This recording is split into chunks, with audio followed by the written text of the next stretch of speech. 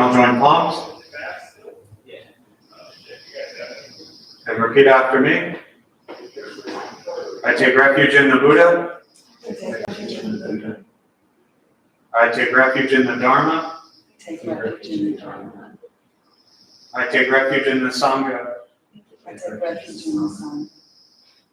Keeping the palms joined.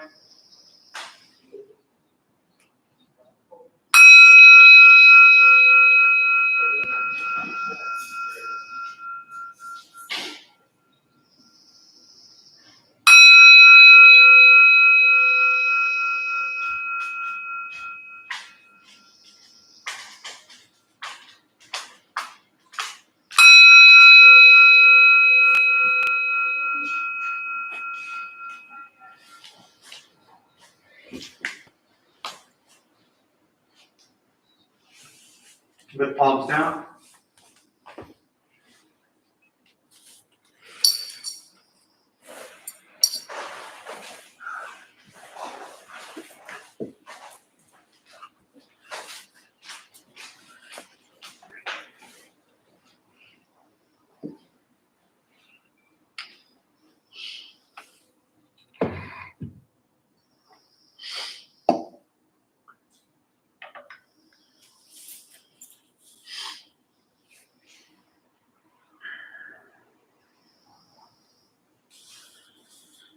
All right.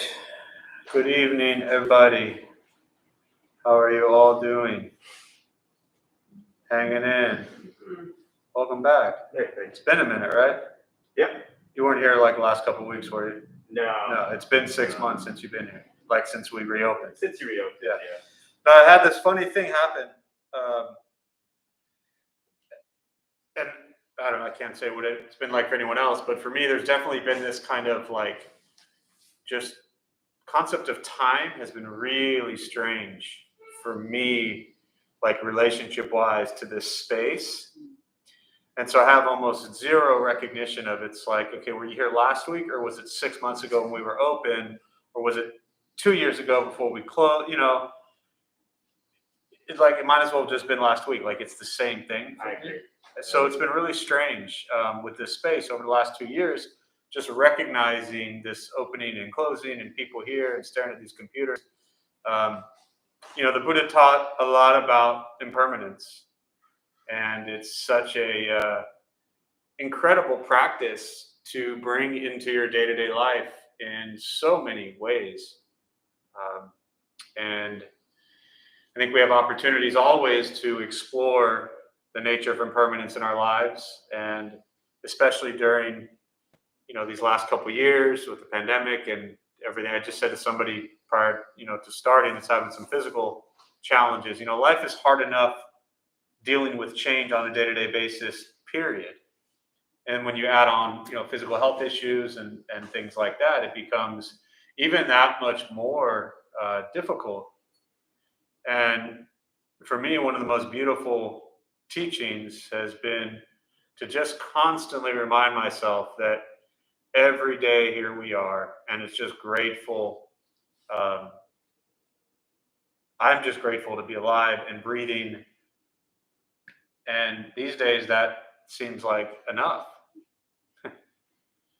And that's hard to tell yourself every day, because we're so conditioned to want and crave and desire more, or to want things to be different from how they are. And embracing the practice of impermanence and accepting things as they are is not always what we want to do. But I've found it to be very beneficial with just daily life. And I don't necessarily mean impermanence on a large scale. We often think of impermanence, we think of death, we think of loss, we think of very heavy traumatic experiences.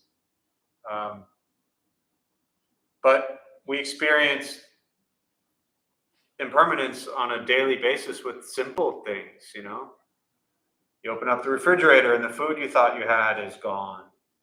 Or, you're going somewhere and you get there and you realize that it's completely different from how it was. Or you have a conflict with a friend and everything was smooth and simple and easy, And now all of a sudden they're angry at you. And so that dynamic changes. Right? There's just little things that change every day.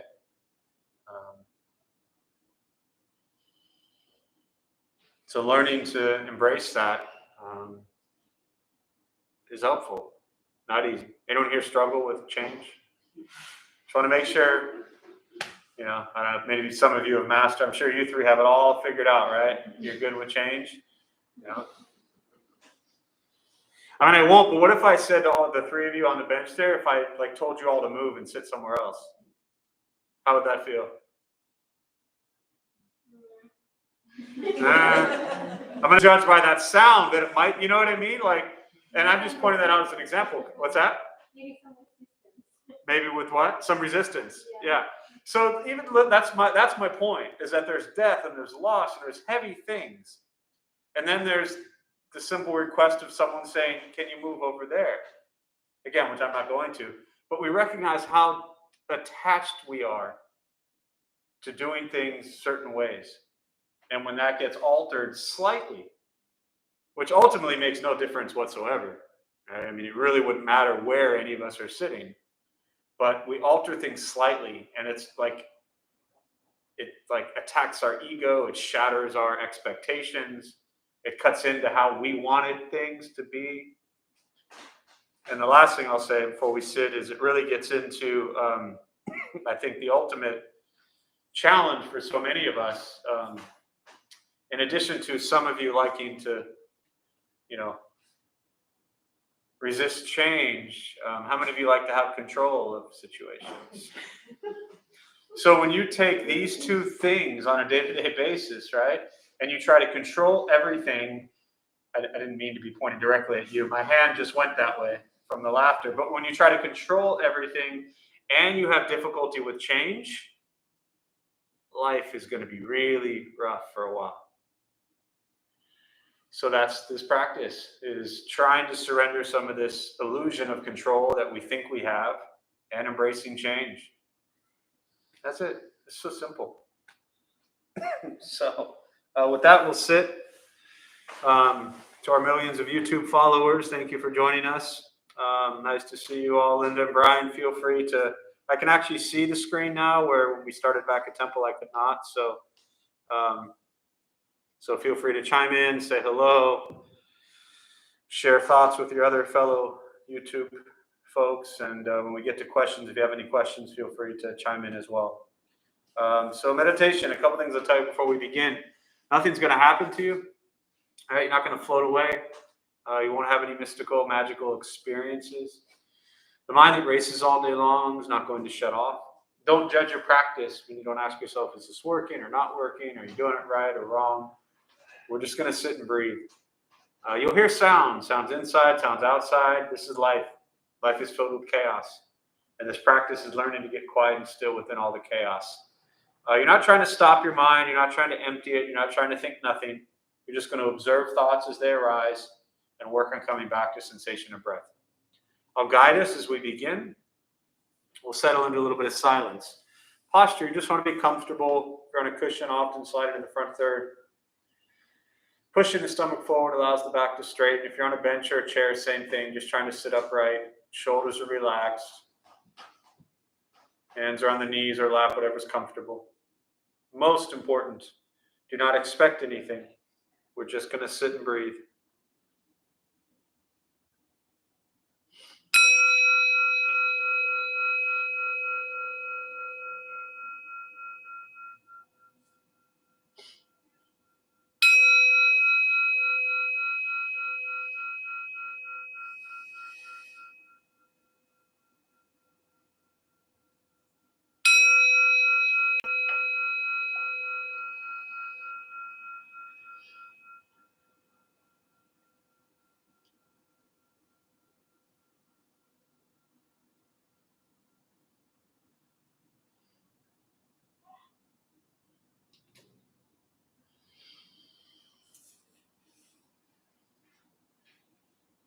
And starting with the eyes closed, if comfortable, or slightly open.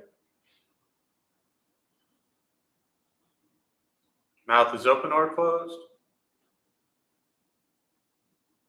We'll start with taking 3 deep breaths, slowly.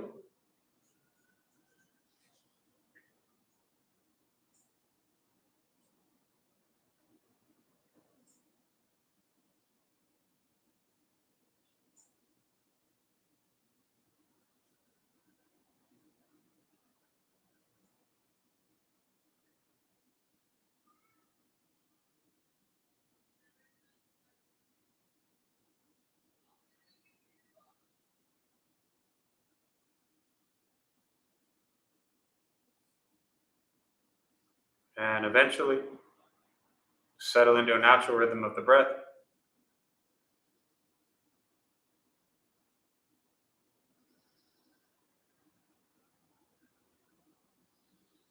Noticing the mind as it wanders, jumping from thought to thought.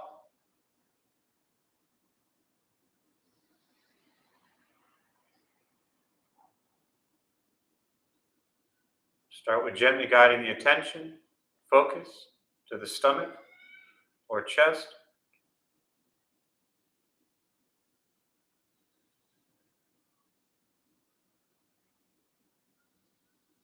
Breathing in, feel them rise.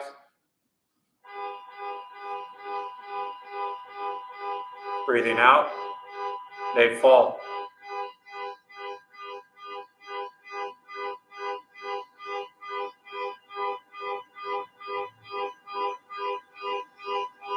Simply continue this practice, expecting nothing but to sit and breathe.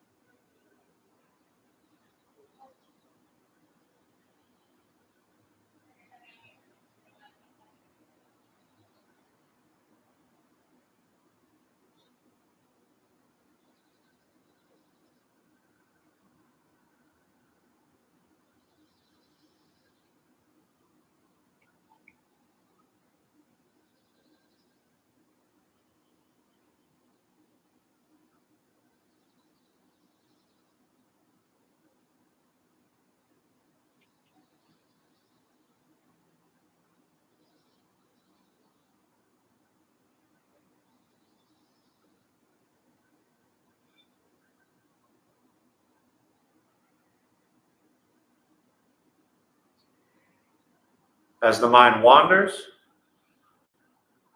lost in thought, recognize it,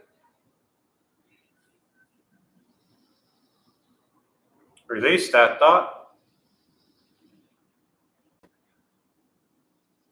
return attention, focus to the breath.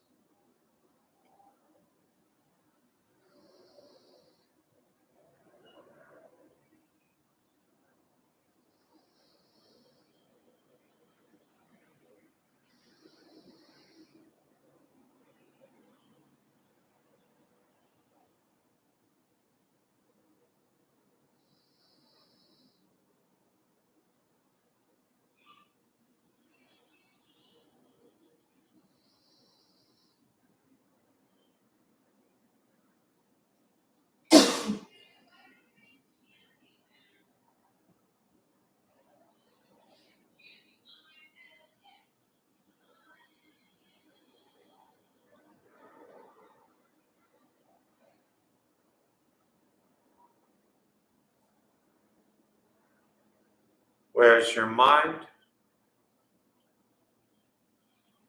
Lost in thought? Return attention, focus to the breath.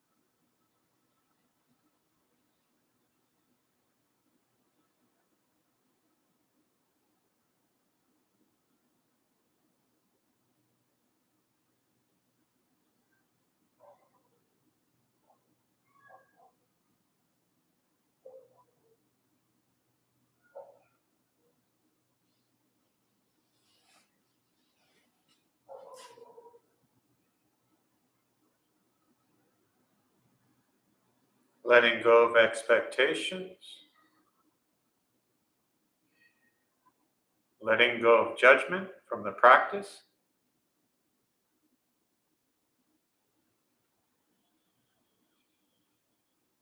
Just sitting, breathing.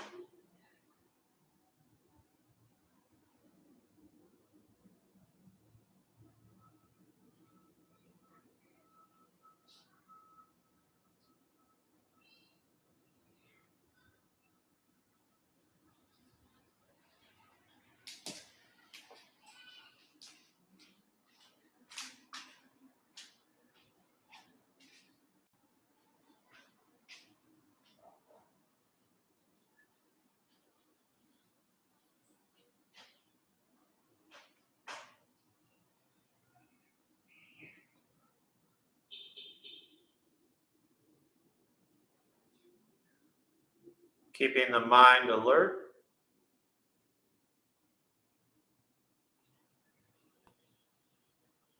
Aware of each sound.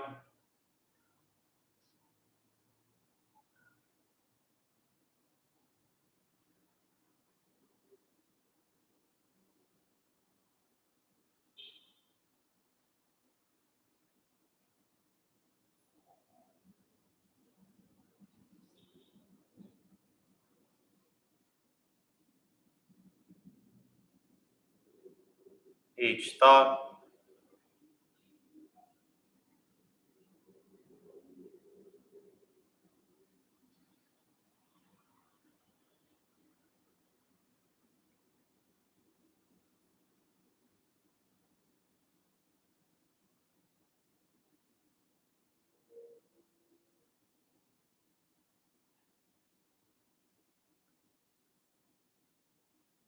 Each physical sensation.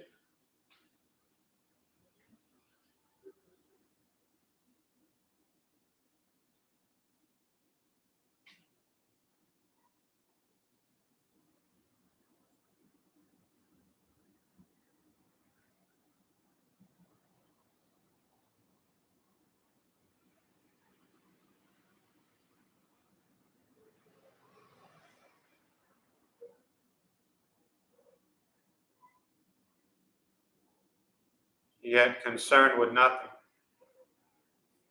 but sitting, breathing,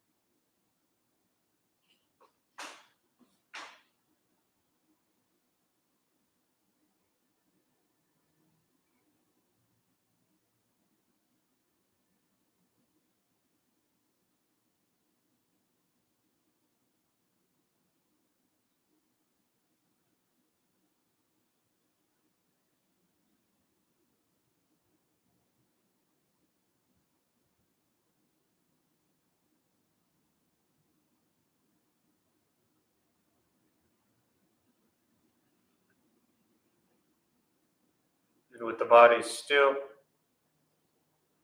rested, and the speech quiet, aware of all sounds,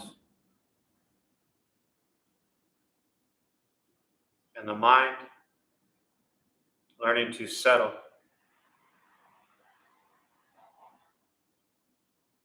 know what it's like to just sit and breathe,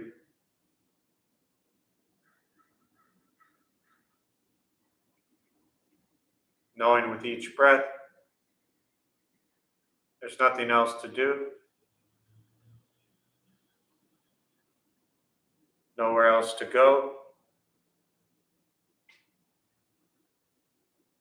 no one else to be.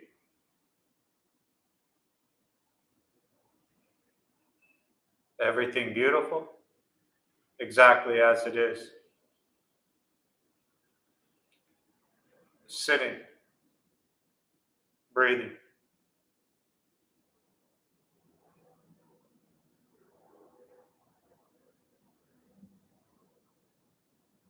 Once again, taking 3 deep breaths, slowly.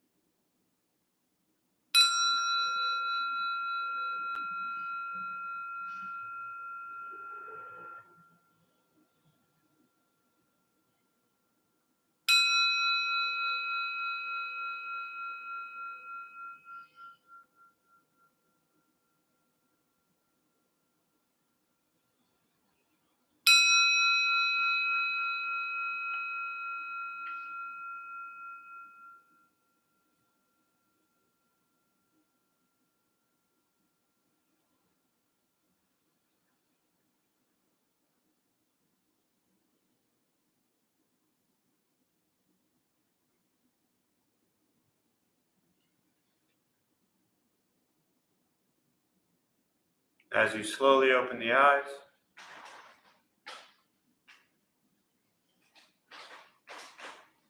slowly beginning to move.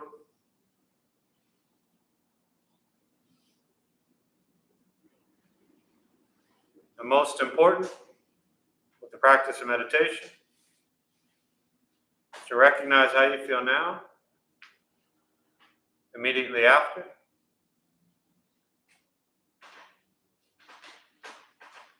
Compare this to how you typically feel throughout your day. Recognize the difference, if there is one. Ask yourselves how you prefer to feel every day for the rest of your life. And realize how you feel now, if it's quiet, calm, and still, or a busy mind, racing mind. Whatever you're sitting with at this moment has nothing to do with anything I said. It's nothing to do with how we sit and hold the hands or cross the legs. It's nothing to do with the sounds around us or anything else for that matter. It has everything to do with your own mind and your own mind's reaction to an external condition. This is what the Buddha called pratitya samuppada, means dependent origination. This is the basis of the Buddha's awakening. The word Buddha simply means awakening. He was a human being no different than any one of us who began to understand why he suffered, why he got angry, sad, depressed, stressed, anxious. He began to understand the causal relationship of all phenomena. And what that means very simply for all of us, regardless of where you come from or what you believe in or where you think you're going, your whole life is filled with things that happen. You react. More stuff happens. More reactions. That's what we get. That's it. This practice is learning what it's like to respond to something quietly, peacefully, still. Because for most of us, the way you responded to the last 20 minutes is quite different from how you respond to everything else that's happening throughout your days. And so all we're working on is closing the gap to where the way you feel now is closer to how you feel always. Just as driven, motivated, productive, successful, whatever that means to you in your respective lives. But with a mind that's steady, clear, focused, distracted by nothing, disturbed by no one. It's not an easy practice. It's not necessarily fun. Meditation is not the escape. It's direct perception into present moment. And very often that present moment is incredibly difficult. So this practice is learning to be with things as they are. Meditation is free. Buddhist practice free. Sitting, breathing, learning to be kind to yourself and everybody else you encounter every moment of your life. So the practice is really just learning to be nice to people all day long, which I'm sure for everyone who is here, that's pretty simple. Right? Once we stop trying to change, fix, control, manipulate everything and everyone around us, which is where we spend so much of our time, hoping they do this, hoping they do that, wishing they would do this, wishing they would do that. So much emphasis on the thoughts and words and actions of others. And so this practice is like holding up a mirror and reflecting back on yourself, your thoughts, your words, your actions. This is what the Buddha called karma. It's what you bring into the world. So on a day-to-day basis, as you move from the moment you wake up to the moment you go to sleep, what are your thoughts? What are your words? And what are your actions? That's what we have control over. And we'd like to think that if we bring kind thoughts, kind words, kind actions into our lives, that means everything around us is going to be smooth. But we know that's not always the case. No matter how kind and gentle and compassionate you may be throughout your day, you're still going to be faced with tremendous conflict and difficulties around you. And when that occurs, that's an opportunity to do the same thing. Think kind thoughts, speak good words, and do good deeds, especially in moments of conflict. Because if we bring greed and anger and ignorance into each situation, each conflict that arises, then we're just making it more difficult. So with that, I'll pause. For me, I always really prefer just to respond to questions, meditation, Buddhist practice, anything you're sitting with. And I'll use the rest of our brief time this evening to respond to your thoughts or your questions. And again, for all of you YouTube folks, thanks for being here. Feel free to share any questions or anything here, and I should be able to respond to those as well. So, thoughts, questions?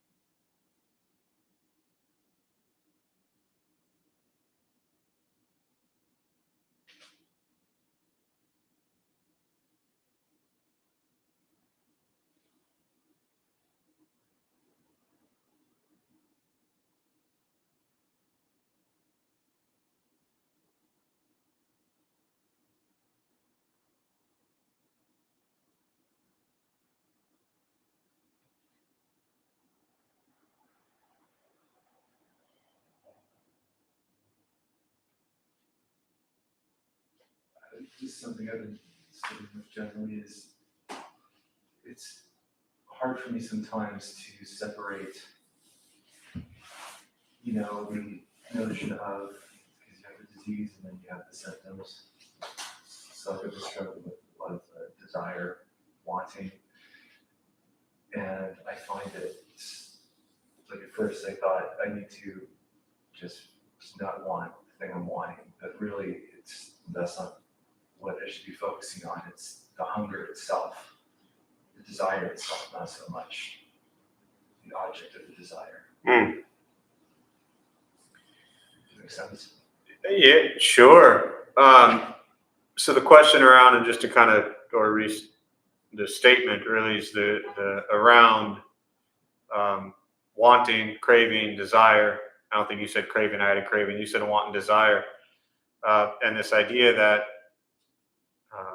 your practice has been trying to not want, but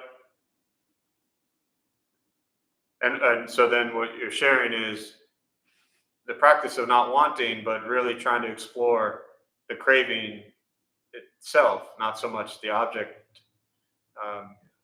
but where the craving is coming from. Is that a fair? Yeah. Yeah. So let me first start by saying, for those who might be new to Buddhism, that the Buddha taught very clearly that craving and desire leads to suffering. Now, I want to just emphasize again for those who might be new that this is not about good and bad or right or wrong. So when you hear the teachings around craving and desire and wanting, and especially if you're new to practice, it might sound like, well, if I want something, is that bad? It's not a matter of bad. It's a matter of recognizing that suffering will be experienced in your life when you crave and desire and want. And if you're okay with that, then great.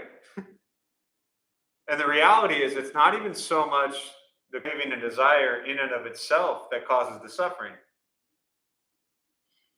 But what happens when you crave and desire something and you don't get it? How do you feel? It's just uncomfortable. Uncomfortable. What happens when you crave and desire something and you get it? You want more. You want it more. This is where the suffering exists. So I think it's very important, at least, to first start out to understand that craving and desire is just a thought. That thought in and of itself is just an impermanent, empty thought. It's just there. It's just like poof, like a bubble. So that craving and desire is not the problem. The problem is, like you said, if you get it, you want more. If you don't get it, you're miserable. You didn't say miserable, I said miserable. You said unpleasant, I think. So your two options are to crave and desire more or feel unpleasant. That doesn't sound good, right? So then the question, what you bring up is to explore the deep-rooted craving that exists to begin with. And then we have to look at, when the Buddha talks about craving and desire, he said that there are healthy cravings and desires. Yeah, I just want to throw this out there as well for anybody who might be new. To have the desire to suffer less is a very healthy desire. It's a healthy craving. Because the intention behind it is for you to be happier and more peaceful and to ultimately have an impact on others, and hopefully they'll be happier and more peaceful. Healthy desire, healthy craving. Again, craving, desire, not the problem. Then let's look at unhealthy cravings, unhealthy desires. Why do we desire something to begin with? It doesn't matter what it is. It could be ice cream. It could be whatever it might be. Why do we crave and desire something to begin with? Most of the time we don't know. Say again? If we were to examine it, most of the time we don't know. Okay, so I'm going to challenge you a little bit and say, you probably know, you're probably just not paying attention. Meaning, if you crave and desire something, like I'm not trying to get too complicated with this, what does that mean? It means that what you have isn't what? Enough. That's what I'm getting at. It's not about what the craving or desire is, which is kind of what I heard you say, to explore the craving and desire. And what I'm suggesting, at least for me and my understanding, is not to explore what the craving or desire is to explore why it's there. And the reason it's there is because we feel that what we have isn't enough. And so therefore there's this gap. There's this empty feeling of I need something, or I need someone, or I need food, whatever it might be. Because we feel what we have isn't enough. Bless you. So for me, that's really the practice, to explore, why do we feel what we have isn't enough? And then if you continue to break that down and you look at the reality that if we can just find, or the practice, I should say, like true gratitude and appreciation, not like just some post, not some meme, not just like, oh, have gratitude for all, but like true gratitude for everything you have, then maybe you wouldn't want things to be any different than how they are. And if you didn't want things to be any different than how they are, craving and desire would cease to exist. Completely irrelevant from what the craving is. Does that make sense? Yeah, absolutely. Is that easy to do? No. I wish it was, you know? I wish we could all just walk out of here and be like, okay, cool. I've mastered tremendous appreciation for everything in my life. You can just watch tonight. The night is young. You still have a few hours left. How much you crave and desire walking out this door, and simple cravings. Again, kind of like I was talking about impermanence being these heavy things. Often people think of like dramatic loss, craving, desire. We think of them as like these heavy, dramatic. No, you're going to crave. Who drove here? Right? You're all going to crave and desire what? Your car to be there. Not something you're going to process. You're not like, until I bring it up right now, right? You're not processing like, I crave and desire my car to be where it was when I left. But it is a craving and a desire. Again, these things are not bad or wrong. It's the recognition that our entire day is filled with these cravings and desires without even recognizing it. And when you get to your car, you're going to want to put your key in the ignition or, press a little button. And what are you going to hope happens? That the car starts. Another craving, another desire. We are stuck in cravings and desires all day long. And for me, the practice has always been just exploring why they're there.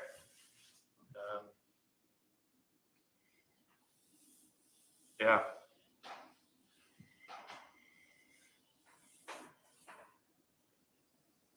Other thoughts, questions? Or anything to add on to that? Yeah. Could you talk a little bit more about the idea of gratitude and like what you were saying in relation to, I guess, desire or acceptance? So to talk more about gratitude in relation to desire and acceptance. Yeah, I guess desire and acceptance as oppositional. Okay. So if I hear what you're saying, and just correct me if I'm like totally off, when you say that desire and acceptance are almost like opposites, it's that because we lack acceptance or gratitude of how things are, then we desire things. Is that what you're saying? And you're asking the dynamic between that? Yeah, I guess just. Yeah.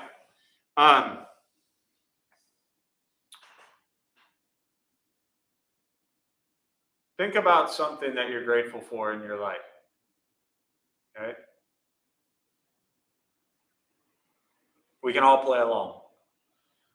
Everybody take all of like 5 seconds. If you need 10, take 10. If you need an hour, well, but think about something or someone or whatever it might be that you're grateful for in your life. Something, someone, some whatever. Okay? And ask yourself, does that need to be replaced? Or are you just grateful it's there?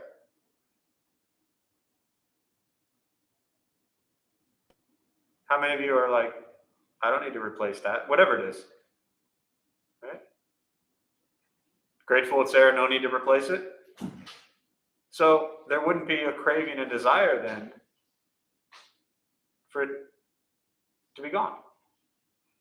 It's like I hate to use the word fulfilled, but that's what's coming to my mind. When I say fulfilled, what I mean is the gratitude and appreciation for this person, place, or thing is there.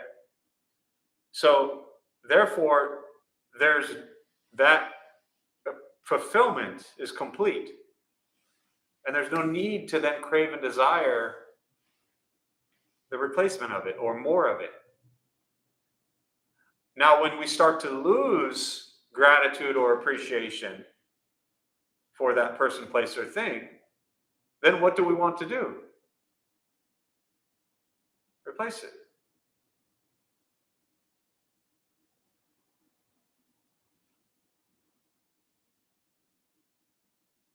So, if we have an opportunity,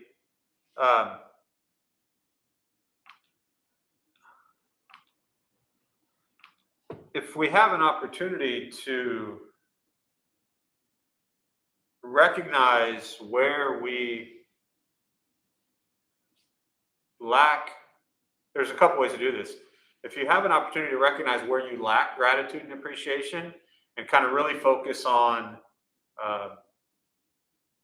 cultivating gratitude and appreciation for that person, place, or thing, then the desire to get rid of it or replace it can kind of decrease.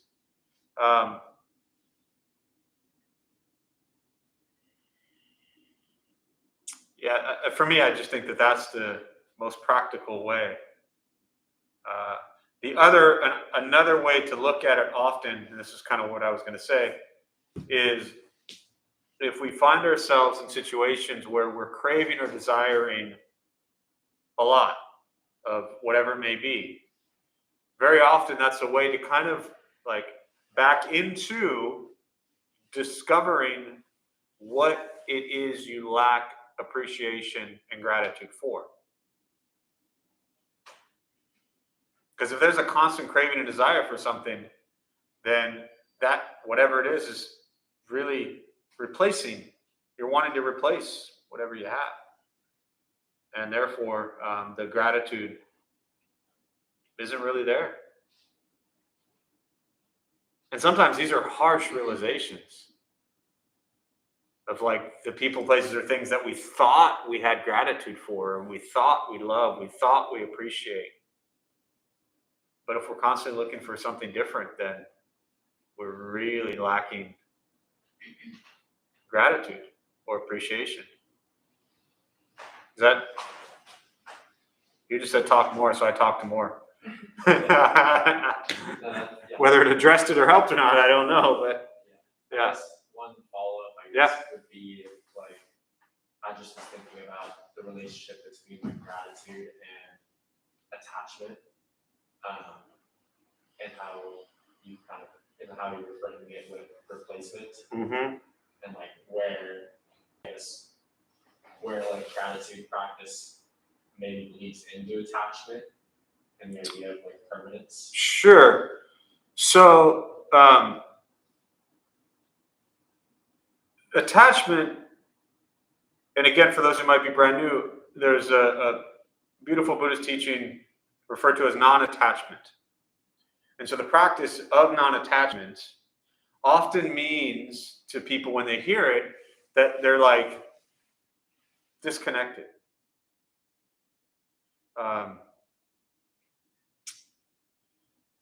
Often when people are new to Buddhism, they use the word detached. And I've always not liked that word because detached sounds like a cutting off from or a severing.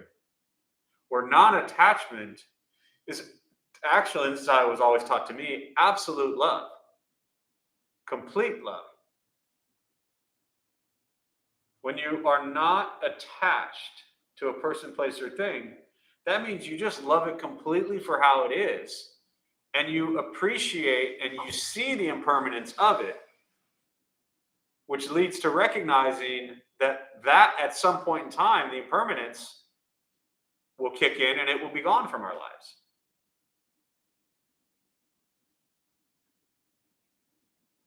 So, appreciating and being attached is not stuck.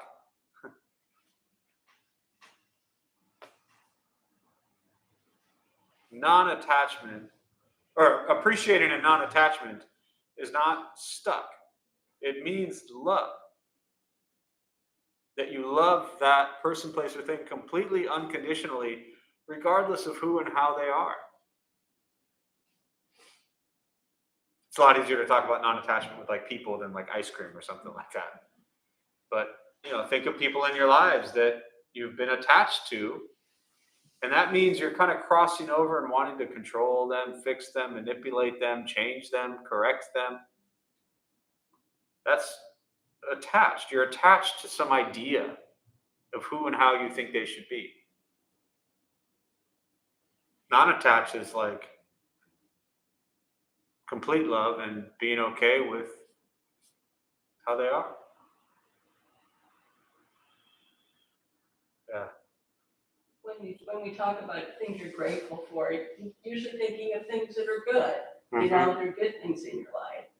And so I think, part of the practice is to recognize all the good things you have in your life. But, the rub is how we deal with the things that aren't good in your life. Right. Because you can't be grateful if you have physical pain. It's hard to sit here and feel like, I'm really grateful for that. So that's what I sort of work on is like, it's like letting it be. It's just like, this is what it is, and don't fight it, and don't resist it. But, Yeah. there is, I always thought there was this notion in Buddhism, there's something in the Bible about like, be grateful for all that you have and all that you don't have and all that you are. And like, I have a little hard time wrapping my head around that. Yeah. Yeah. I think for me, there's like a, I don't want to call it what comes to mind is like a starting word, but prior to grateful, I like the word embrace. Because instead of saying, like just using that example, I'm grateful that my back is in tremendous pain 14 hours a day. Like that's a stretch. For me, a starting point would be, I'm going to embrace that I'm in tremendous pain all day long. Because embracing, as with gratitude, has a lot to do with acceptance of how things are. And you're absolutely right that it's very often easy for us to be grateful for things that are wonderful and good. But can we cultivate gratitude and a sense of really being grateful for all experiences? Not justifying them after, but actually grateful for them while we're going through them. And again, that for me is starting with embracing, like, hey, this sucks. Like this really, so whatever it is, this is really miserable right now. Can I just embrace it? Can I be with it? Can I experience it? I'm not trying to like trick myself into like being grateful for tremendous pain and suffering. It starts with embracing it, at least for me. And one thing for me that I've done over the years is what's helped me appreciate the things that suck and that are miserable is I do this thing just from someone who grew up really angry and lost and confused in my own head, and you've heard me talk about that a lot, but I've learned over the years to tell myself, I really appreciate this experience that sucks because it at the very least means what? I'm awake, I'm alive, I'm here. And even though it sucks and even though it's painful, I'm here to experience this absolute misery. Doesn't mean I've reached being grateful for it, but I've embraced it and I appreciate it.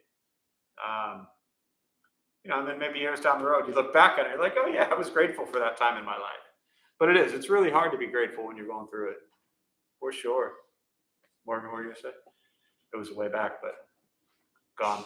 Yeah, okay. Oh, no. So. Yeah, I would just say, Jeff, one of the things, like I heard Sylvia Boorstein teach one time that she had this thing that she tells herself and she tells people. And I was doing it today as I was like at the dentist getting my teeth, I hate having them in my mouth, and that's how we torture people with your teeth. And she said she would say to herself, if something's happening or approaching some difficult situation, she would say, may I meet this moment fully, may I meet it as a friend. And I probably say that to myself, 5 times a day, and it's really, really helped me a lot. For sure. So it's not being grateful for, but like Yeah. you said, I guess that's kind of Embracing it. Man, what was it, man? Meet this moment Man, fully. This moment fully, man, need it as a friend. Man, meet it as a friend. Yeah. For sure. Yeah. And it helps. Those positive, reminders and because like you said, you say it to yourself 5 times a day. So we all have so many things each day that we encounter that are they're unpleasant. And how can we be with them when, unfortunately, many situations that are unpleasant, we can't just remove ourselves from. Some you can, yes. Sometimes it's very simple to remove yourself from unpleasant situations. And sometimes, you're stuck in the dentist's chair. Someone's pulling out your teeth, and that's not fun. You doing okay? Oh, I never teeth pulled out, just, Oh, it's okay, just a well, plaything, I mean, just a plaything, yeah. it bothers me, I hate to have people in my mouth. Right. Yeah, No, it didn't have any work, yeah. All right, good. Because as you were telling it, I imagined you getting teeth yanked out or something. Anything else? Thoughts or questions before we close?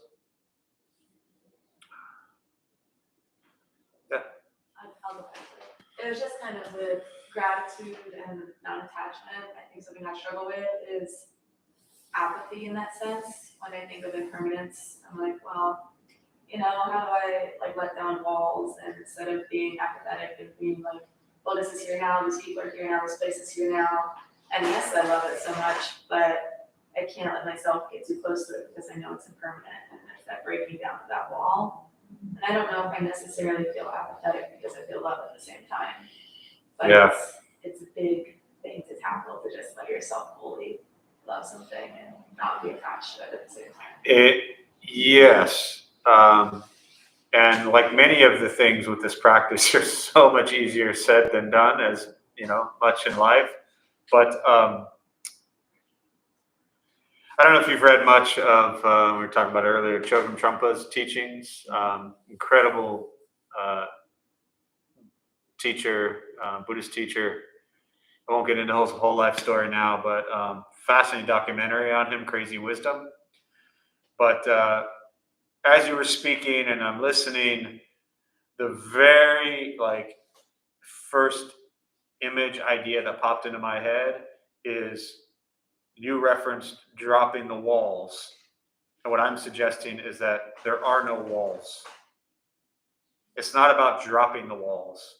It's recognizing that the walls are an illusion. They don't exist. Again, all of this easier said than done, but bear with me for a moment. The walls don't exist. They're absolute fabrications in your mind. And because of that, you potentially create tremendous blocks that don't allow you to fully love whatever is present, because we condition ourselves to build these walls to protect ourselves. And then the walls start to drop a little bit, and then we get hurt again, and then the walls go even higher. And then that cycle perpetuates for years, to the point where we have built a cage around ourselves. And there are no walls, there's no cage. The reason I bring up Trungpa is a word that I love that he uses a lot is groundlessness.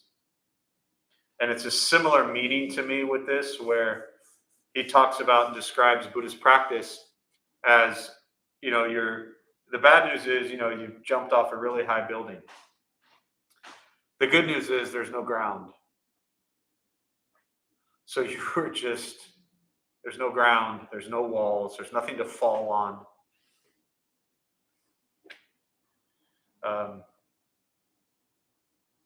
That solves nothing at this stage, but it's something to kind of an idea, a concept, to me, a really beautiful Tibetan Buddhist teaching to explore.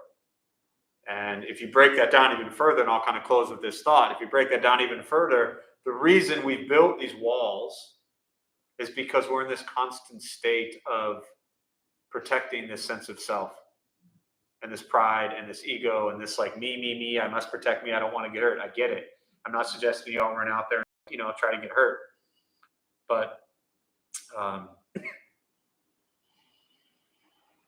it's really hard to flip the switch and have this positive mindset that says, I'm just going to open myself completely to the world as it is, because I don't want walls. They get in the way. And you're not attached to that sense of self, you don't need a wall. So all you got to do is just shatter your sense of self and you're totally fine. Consider it done. Okay, so you should have that figured out by like Saturday, I'm sure. All right, so I'm going to close on that. We'll join palms.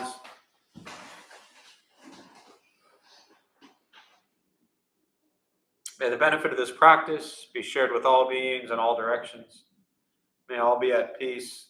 May all be free from suffering. May any merit gained from this practice be transferred to the nearly 6 million lives that have been lost from this pandemic, and their family and friends who suffer to this day, and to all of those in Ukraine and surrounding areas that suffer at this time. May they all be at peace and free from suffering.